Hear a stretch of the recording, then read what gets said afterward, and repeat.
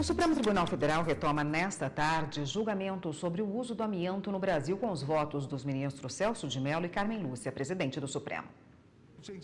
Os ministros estão discutindo a validade de uma lei federal que regulamenta o uso e a comercialização do amianto crisotila no Brasil. Também conhecido como asbesto branco, o material é usado principalmente para a fabricação de telhas e caixas d'água. A ação foi proposta por associações de juízes e procuradores, que são contrários ao uso da substância.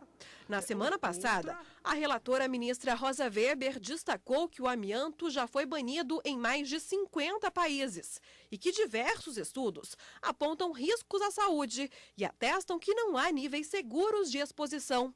Na sessão dessa quarta-feira, ela foi acompanhada por 2 ministros.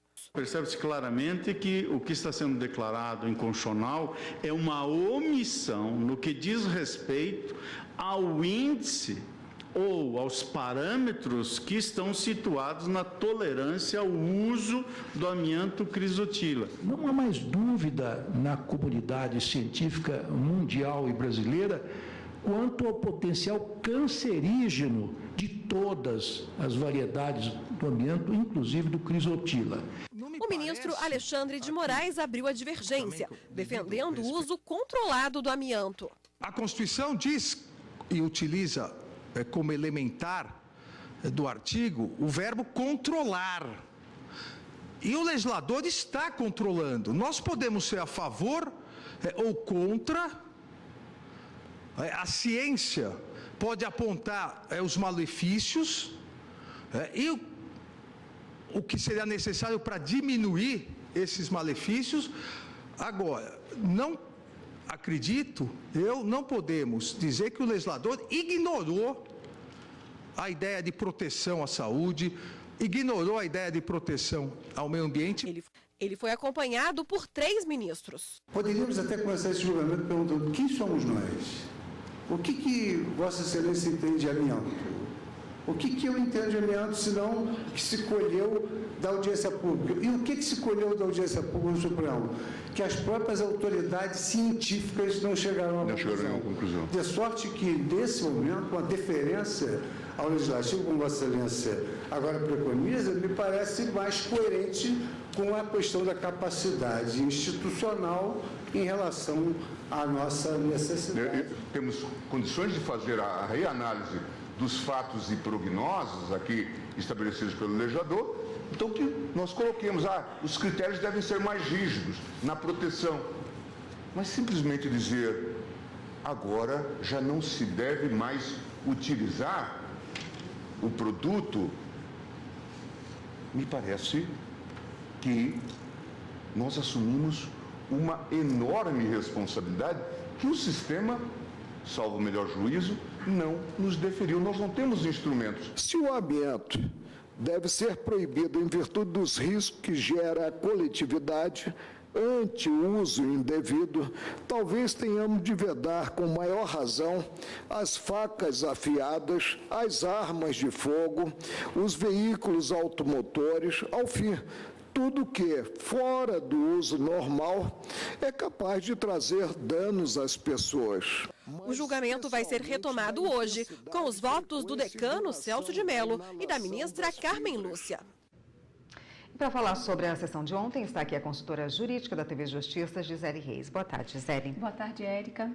Gisele, será que esse julgamento, que vai ser retomado daqui a pouco, será que ele é concluído hoje? Há uma expectativa de que isso aconteça, até porque o Supremo Tribunal Federal, o plenário, se reúne já pela 4ª vez na sessão de hoje à tarde, exatamente para tratar desse tema amianto. Além desta ação direta de inconstitucionalidade que nós vimos aí na reportagem, que é de número 4066, nós temos ainda mais 7 processos, na verdade 6 processos que tratam, 7 ao todo. Então tem, além dessa ADI, mais uma arguição de descumprimento de preceito fundamental e mais 5 ações diretas de inconstitucionalidade, em que são questionadas também leis tem lei municipal e também leis estaduais que estão sendo questionadas, leis estas que proibiram. Essa lei federal que está sendo analisada pelo Supremo Tribunal Federal acabou permitindo o uso do amianto. E as outras ações diretas de inconstitucionalidade que também estão na pauta, elas proíbem o uso do amianto. Então, os ministros certamente poderão resolver não só esta ação direta que trata da lei federal, como as demais que tratam da legislação estadual e municipal. Então, há uma expectativa realmente de que esse julgamento se conclua, até porque nós já tivemos 7 ministros que se manifestaram, o placar provisório é de 4 ministros, 4-3, né, prevalecendo aí a posição pela constitucionalidade da norma. Alguns ministros não votam, né? Por quê? Nós temos 2 ministros que não se manifestam nesse processo, o ministro Luiz Roberto Barroso e o ministro Dias Toffoli.